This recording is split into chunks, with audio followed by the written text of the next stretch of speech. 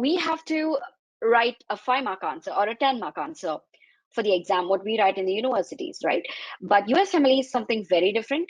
It is a patient-centered questioning that is there in the exam, and you have to answer in patient-centered way itself. Okay, so you'll have long STEM questions. We will be looking in the next part of our guest lecture today about how the questions are asked and how you're supposed to answer them. So clinical approach is what I'm trying to say, bottom line, okay?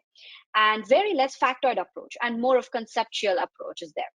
Now you have to try to understand what they want you to know.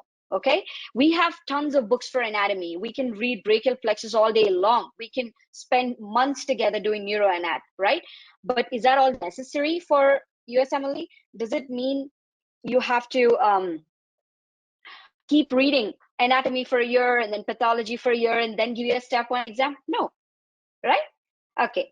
So also they focus on integrating the basic sciences, which is what's tested on step 1, which consists of your subjects, physiology, biochemistry, pathology, microbiology, and pharmacology, and other lateral subjects, which are psychiatry, biostats, and behavioral science.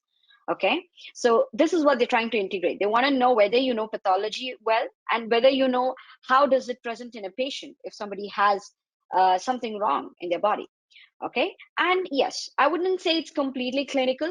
There is a tinge of clinical knowledge in your step 1, but you'll be way better than your counterparts who are not writing step 1 in clinical aspects. So it will help you in your final year if you're giving step 1 earlier. Now, they also want to know what will you do with the patient, not how much you know about the science of the patient. Okay, I hope this is clear as to how USMLE style of studying is required. What happens in the journey of USMLE?